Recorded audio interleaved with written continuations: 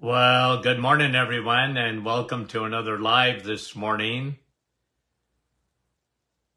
Hope you're having a great start to your day. And let's say hello to a few friends before we get started with Question and Answer Friday. Let's see who makes number one today. Andrea, Niagara Falls, Lori Lee, Ventura, California, Brahim, from Portland, Oregon, Eric, how are you? From Ottawa, Madeleine from Kippawa, Quebec. Good to have you guys on. Mary from Norwich. And Fran from Orangeville. Good morning. Nellie, how are you?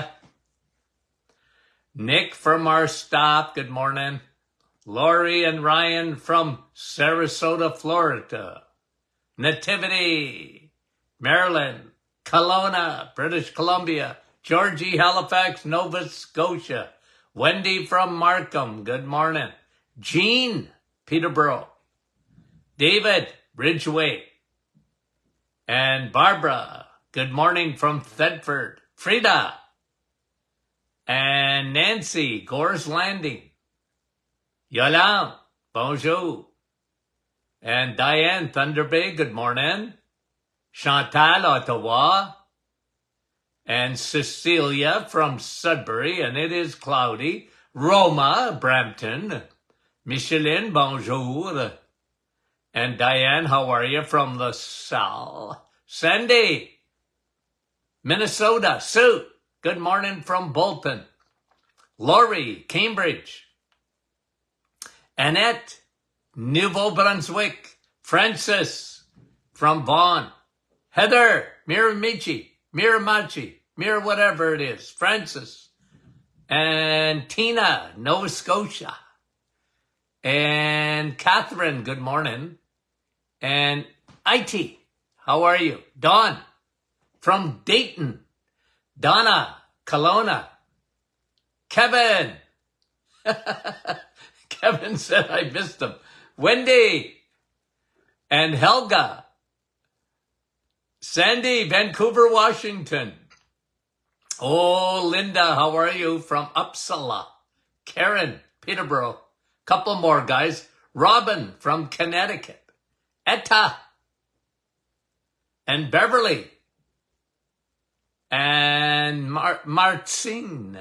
Bonjour, Marcine. Sylvie. Sault Ste. Marie. And Sue, good morning.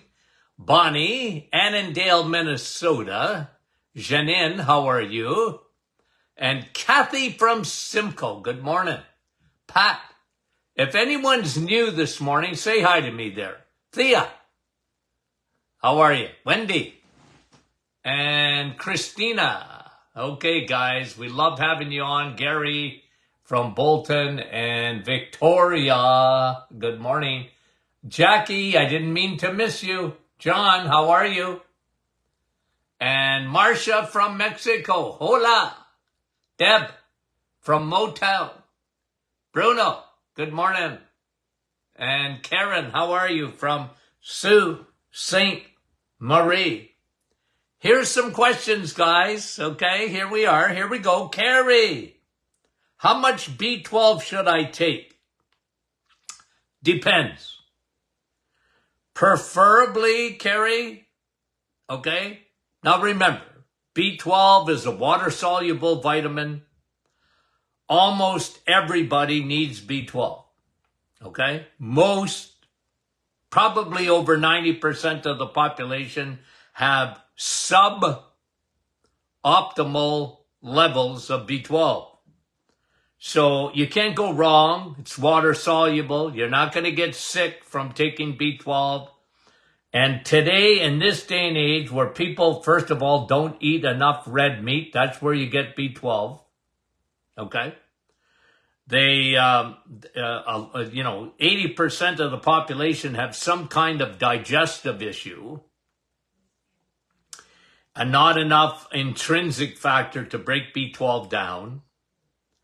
They're low in B12, and that's a problem. You want to be B12 to be optimized. Now, the numbers that I like are between 800 and 1200. Okay, that's the sweet spot of B12. And like I said, the vast majority of people are not even close to those numbers. And so how much you should take, Carrie, I'd like to know your B12 numbers, then I could be very specific, but you would probably really do well. I took 4,000 micrograms of B12 this morning. Okay? Already took it.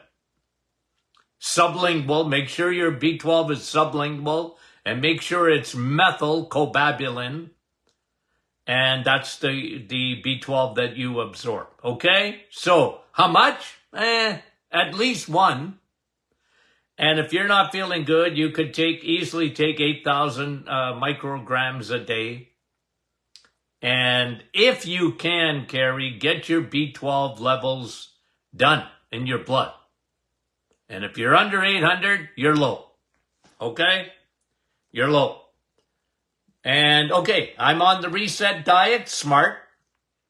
I'm on day 8, but I still get certain symptoms, swollen tongue. Well, that's usually a sign of low B12. Tired, could be that. And let this thing take effect, Carrie. Okay, what you're doing, trust the process. The reset is 30 days. I didn't just make that out of nowhere. Takes 30 days. Now, good things are already happening, even if you don't feel it. You're emptying your liver. That is so key to your health, to your metabolic health, okay? You're lowering your insulin. And at the cellular level, it's starting to happen already. Your cells are becoming more sensitive to insulin. Because the biggest problem in our society today is people are drowning in insulin. Okay, they don't know why.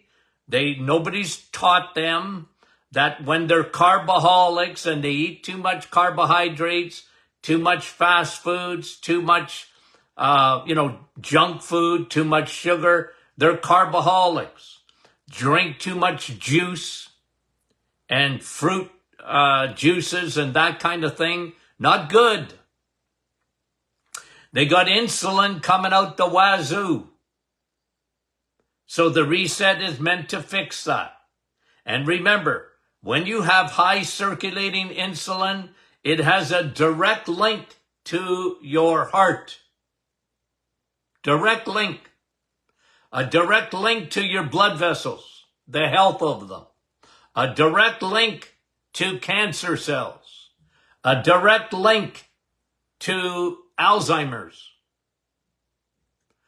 a direct link to autoimmune. All of these things have a component of insulin resistance or high circulating insulin, okay? So what you're doing, Carrie, you're helping. Stick with the process, because a lot of people, they get discouraged because they have their foot usually, okay, not always, but usually on the scale. They have their feet on the scale and they're looking at weight loss. And listen, if you're going to do a weight loss program, there's nothing better than the reset. Why? Because you're changing fuels. It's not calories. It's not calories. Has nothing to do with calories. Has everything to do with your body's fuel choices. When you are eating eggs, meat, and cheese, you are absolutely eating the best foods on the planet. I'm not against fruits and vegetables. I'm not. Okay? And somebody asked me this. Okay, let me answer this right now if I can find it here. Okay. I think somebody asked me, Dr. Martin, okay, they're asking the question. Anyway, I can't find it right here. It's probably here somewhere. What is Dr. Martin, what do you mean when you say don't live on fruits and vegetables? What do I mean by that? Well, here's what I mean. Make your priority, okay? Make your priority based on nutritional value of foods. The amount of protein, the amount of vitamins, the amount of minerals, the highest priority of protein and fat. Make that a priority. When you do, you're on the right track. Of course, you can have, after the reset, fruits and vegetables. Okay? You can introduce fruits and vegetables. What I mean by don't live on it is don't put what the world does, generally. The world puts at the top fruits and vegetables, and then they say, well, you want to limit your animal intake, eggs, meat, and cheese. I want you to flip that.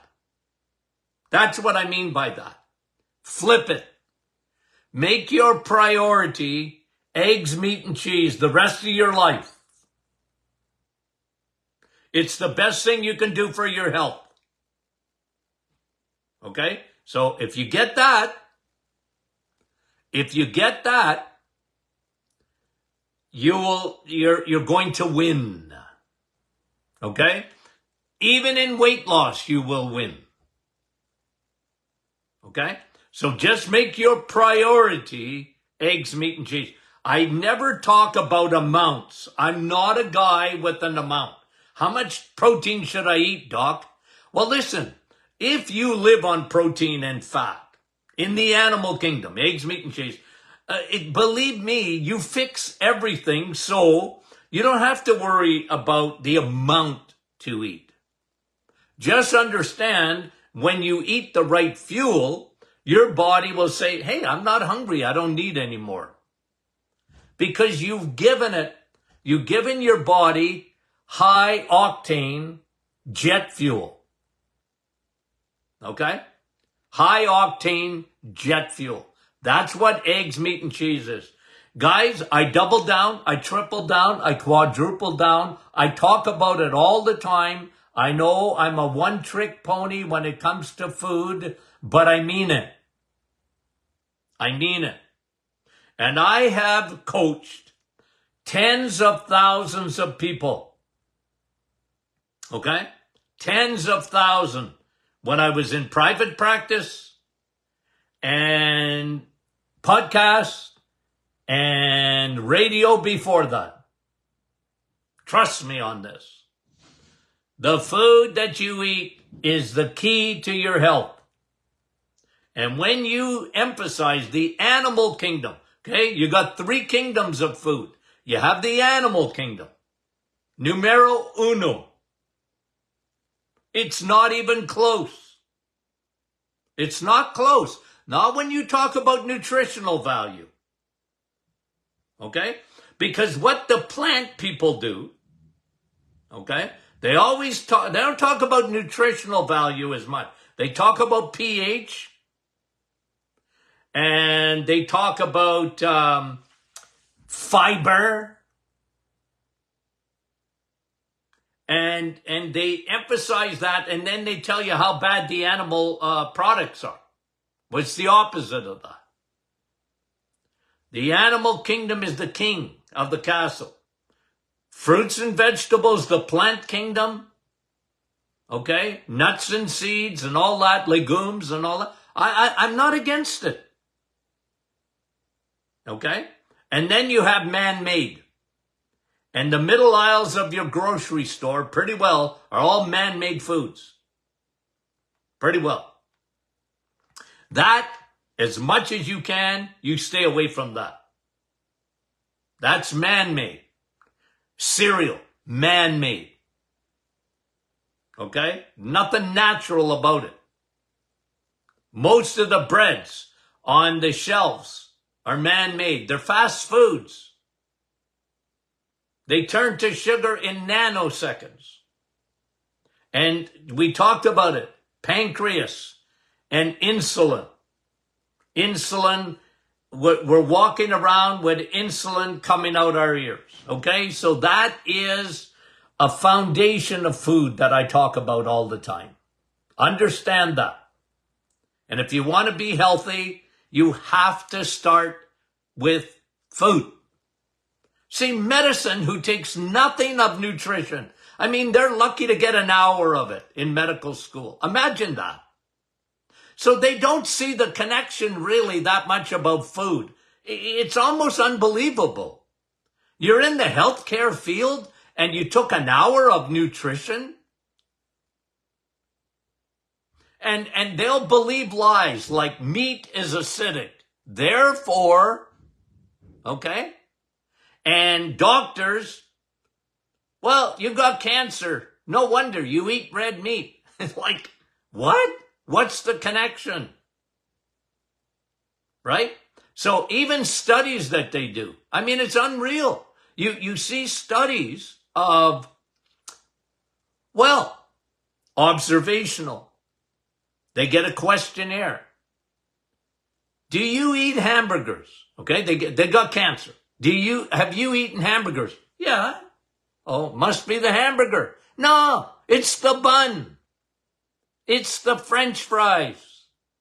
It's the smoking. It's the drinking. But they don't do that because they want to vilify the animal kingdom, from Bill Gates to the rest of the elites. They want to eat steak and they want you to eat crickets. Okay? Ooh. I shouldn't get so excited. Okay. Now, let's get back to the questions. Okay. Teresa. I have observed swelling in my feet while on vacation. I forgot to take salt with me. Yeah, you're dehydrated. And your feet will swell. And the heat doesn't help. And good for you to get in the sun. You need salt. Okay? That's another lie. Okay? That's another lie. Salt, bad for you. No, it's not. Sugar's bad for you. Don't blame salt for what sugar does. So, Teresa, get back. Make sure you're drinking water. Put a pinch of Himalayan salt. I love that. Good idea. Colleen, what do I think of camelina oil? Well, I'm not a horse, so I don't know. Don't they use that stuff on horses to give them omega-3? I don't think it's made for you. As far as I know, maybe you can enlighten me, but all I know about that oil is they give it to horses. It's good for them. I don't know anything else other than that. Okay, Marina, my niece is diagnosed with cerebral ataxia and told there's no cure for it. Yeah, that's, as far as I know, no cure. Here's what I would do. Put them on the reset the body neurologically, B12, vitamin D, probiotics. I do it all there, man. Curcumin, Navital. Okay, but very serious condition, Marina. Diane, what do you think of Premarin vaginal cream for women with prolapse? I don't like it. Somebody asked me this morning, or at least I saw it. I don't like it because it's estrogen. I'm not a fan of estrogen. It's not that I don't want you to have estrogen. I don't want you to add estrogen. It's like adding sugar to your diet. Well, doc, I like sugar. Yeah, you like it, but it don't like you. You don't need estrogen. Even with a prolapse uterus or whatever. You don't need estrogen. You got estrogen coming out your ears. Now, I know estrogen's going down. As you get older, ladies, estrogen goes down. In men, as you get older, testosterone goes down, estrogen goes up. But remember what I've always said about this when it comes to hormones. hormones for a lot of people, women. Remember what I'm saying, okay? Estrogen is around us 24 hours a day. It's everywhere. Every chemical, every xenoestrogen. Estrogen is, we live in an estrogen dominant world. 2 things that want to kill you. 3. Okay. Insulin, it's a growth hormone. Okay? Estrogen, it's a growth hormone. Now, ladies, you need estrogen. You need it. It makes you a woman. You absolutely need estrogen. But when estrogen's coming down as you get older, it's the key is not estrogen, it's progesterone. That has to be balanced. Okay? That has to be balanced. And we're always trying to get estrogen down and progesterone up so that they will be equal. Progesterone is the key. And if you're stressed, if cortisol is high, your adrenals, cortisol, will rob progesterone. And I found successfully in women is when I elevated their progesterone. Menopausal formulas meant to elevate the progesterone and dim out the estrogen. I wouldn't, this is me, it's my opinion. I don't like estrogen, either on your skin or internally, or I don't like it. Even in bioidenticals, I know they use it because they have this idea. And I get it. I understand why they do it. And even naturopaths or whatever, they use estrogen. I don't like it. I don't like it. In my opinion, there isn't a woman in the world that needs estrogen. You need progesterone, not estrogen. And we see so many cancers today that are driven by estrogen. You know, you would think we'd make a dent in breast cancer. It's 10 times worse than it ever was. When I graduated in the 1970s, 50 years ago, tomorrow, May the 11th, 1974, 1 out of 20 women in Canada and the United States would get breast cancer. Today, it's down to 1 in 6 or 1 in 7. Are we winning the war? No, because we're looking for love in all the wrong places. We're carboholics. We eat sugar like crazy. Women love their oxalates because they live on vegetables. They think a salad is better than a steak. And you know what? They got oxalates, and oxalates really, really progress. They help breast cancer to become progressive. I don't like that because they got it upside down. And then they have estrogen coming out their ears, every chemical, all the air fresheners, all the bacteria, antibacterial soaps, and yada, yada, yada coming out our ears. And that's why even men, we get so much prostate cancer because testosterone is down to nothing in most men. And estrogen's coming out their ears. It's a growth hormone. It makes cancer grow, grow, grow. I don't like it. I don't like it. Not as therapeutic. I don't like it. Okay.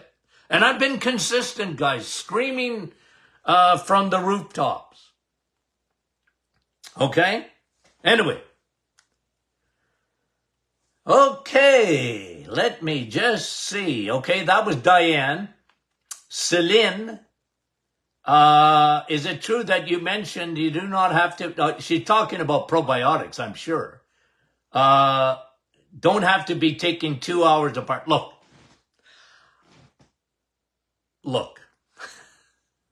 If you take a probiotic and an antibiotic together, so what? You're two things. You're replenishing your good bacteria, okay? Two, you're making the antibiotic work even better. Look, a lot of people take it a couple of hours apart. Don't take it at the same time. I'm not so much that school, okay, of thought. Look, if you want to do that, I got no problem with that. Here's me. I'm going to forget. I like to take my supplements together. I don't want to forget. I'm a senior. To me, it's only going to be helpful. Just take the probiotic. If you want to separate it a couple of hours, go for it. Okay? Go for it. Okay, thank you very much. And that was Celine. And Tammy is asking, is ADHD genetic? Nope. Here's me, guys. I think they label kids way too fast. And the reason they do it is because they want to put kids on medications. Big Pharma, on this issue, should be put in jail for some of their medication. They medicate kids. I can't take that. It bothers me. And doctors, I remember saying this on my radio show years ago, doctors should be held account for writing a prescription for a kid to put them on Ritalin. They have no idea what the long-term effects are, and they want to sedate these kids. I can't stand it. When you should see the research on omega-3, on high DHA oil in kids, and ADHD, and ADD, and even in autism. There's so many natural things. Probiotics, the gut-brain connection. It's unreal, the research. But, there's no money in it.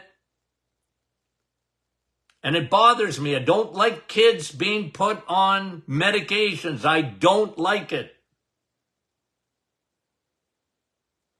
And there's a connection, too, between antibiotics when they're little and their brain. They take them for they're given an antibiotic for an ear infection or a throat infection. I don't like that. It comes back to bite them. The research is very clear on that. So, all I'm saying is, there's a way to treat this stuff naturally. It's not genetic. It's not genetic. And and autism is not genetic. We live in a chemical crazy world. 1.5 credit cards worth of plastic we absorb every week. On average, we got stuff coming at us from the outside and then the inside to affect these kids, and that's why when I did a workup on a child, usually their brains were just wired, and you could really help them, and my protocol of probiotics and teaching a kid nutrition. Kids are smart. 5-year-old kids. When you have sugar, you don't do so well, do you? No, I don't. Well, it's up to you. Up to mommy and daddy, yes, but up to you too to make better choices. Does that mean you can never have ice cream? No, I didn't say that. But you can't live on ice cream. You can't live on cookies. You can't live on cereal. Oh, I like my cereal. I know. But you're better off having bacon and eggs in the morning. Do you like bacon? Oh, I love bacon. Good. Eat it every day. You like eggs? Oh, I love eggs. Good. Have them every day. Start your day with that, and you'll be surprised how your brain functions the way it's supposed to. You'll be surprised that you're not in trouble at school all the time. Start your day. You think teachers don't know this? You think teachers allow kids to have sugar at school? Not, yeah, Friday afternoon when they're getting ready to be sent home. You can have pizza, but just before you go home, we'll have it for lunch on Friday. Teachers know. But it hasn't filtered down to doctors yet. Why? Because doctors don't know anything about nutrition. And big food don't care. Big food don't care. Big food don't care about kids. You think Nestle's cares about kids? Or Kraft? Or Post cereals? You think they care? They can't. They don't care. It's sales. And then you have a medical industry that knows nothing about nutrition. They don't even think of it. A kid's got ADD or ADHD. Oh, let's put them on medication. Well, doc, what are the side effects of that? Well, I think they're pretty safe. Anytime I ever give them, the kid didn't drop dead in front of me. I guess they're safe. That doesn't make them safe. Oh, I'm getting a migraine. Okay. Oh. Okay, that was Tammy. Thank you, Tammy. Angie, I thought I answered this last week. Okay, maybe I did. Maybe I did, maybe I didn't. I don't remember. Angie, the importance of familial hypercholesterolemia, meaning that genetically you got high cholesterol. Good.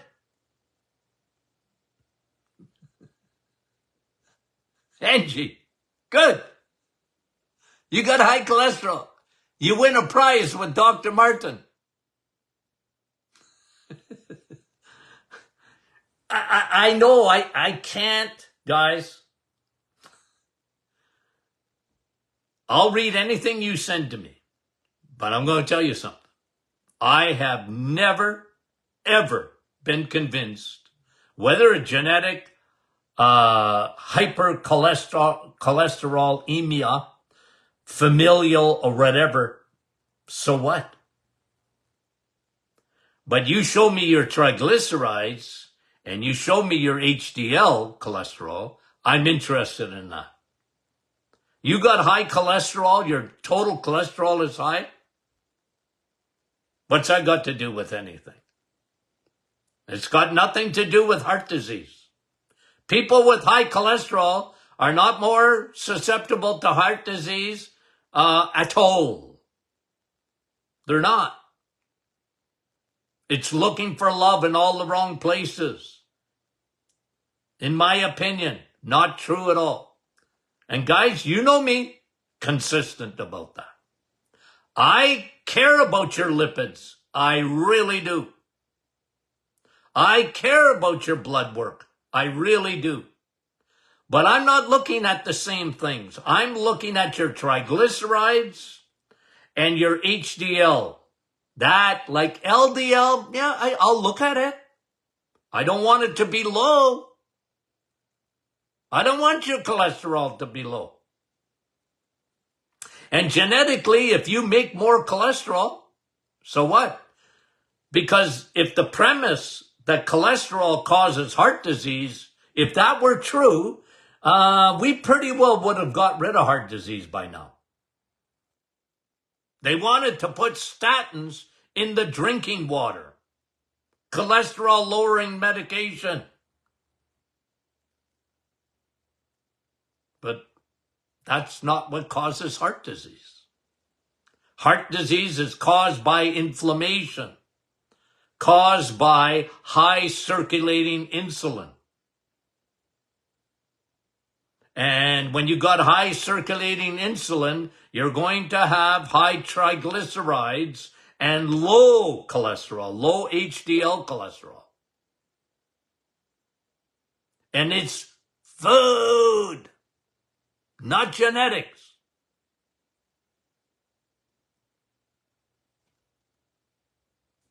That's moi. That's the way I think. Okay. And you and Angie is saying, I stay fit and I have done the reset. You're a smart girl, Angie, and eat low carbs under 20 grams. See, you're doing it. And you take high DHA and you're smart, Angie. I give you a prize because you're smart. Good for you. You're doing what you should be doing.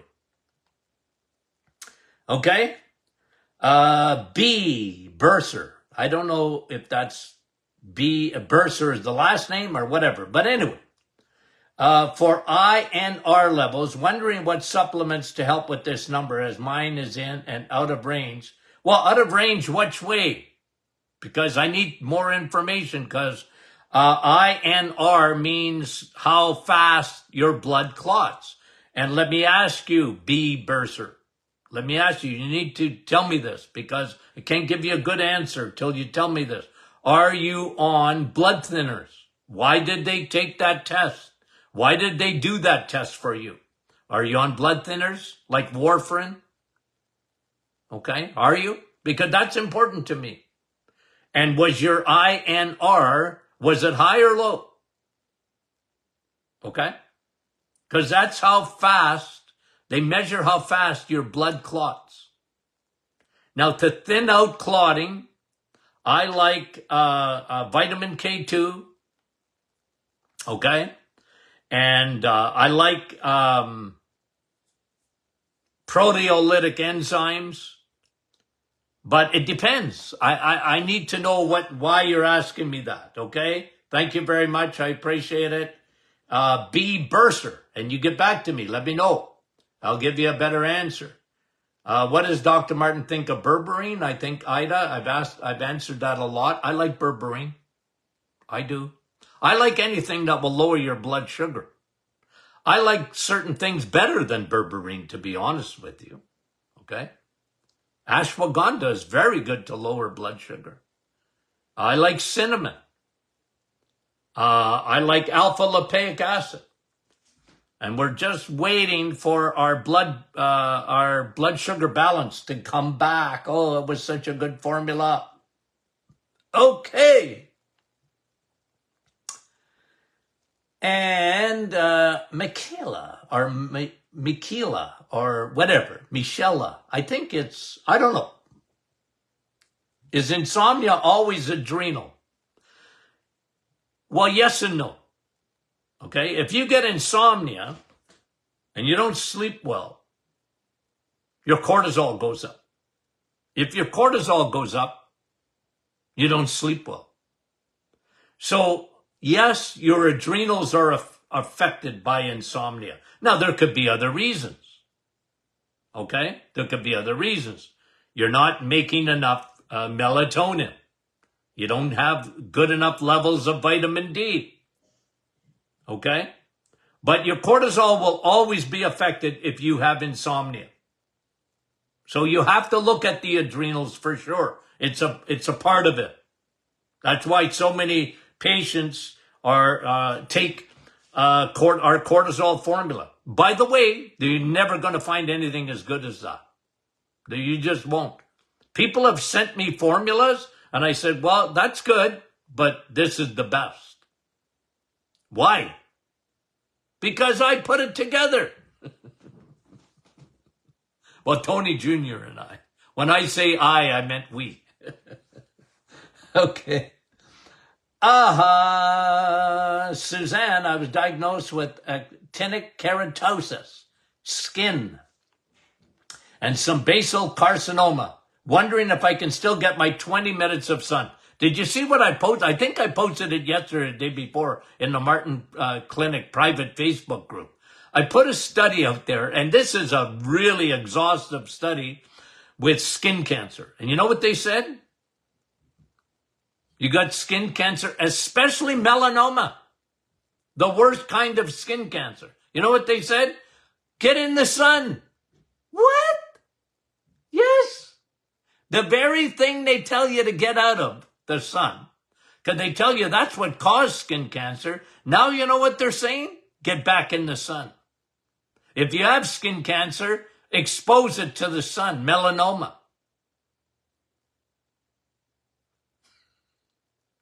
If you wait around long enough, you're going to find out what I've been saying for the last 40 years, 50, I was right on. I always loved the sun. I always talked about how good the sun was for you. Okay? Sun, steak, and steel. And skin cancer, I believe one of the biggest issues in skin cancer, it's not the sun, it's the lack of sun, plus those stupid, crazy, bad for you sunscreens. What have I always said about that? Add heat to a chemical, sunscreen, and you got trouble in a lab. And you got trouble in the lab of life. You put chemicals and you heat them up, not good.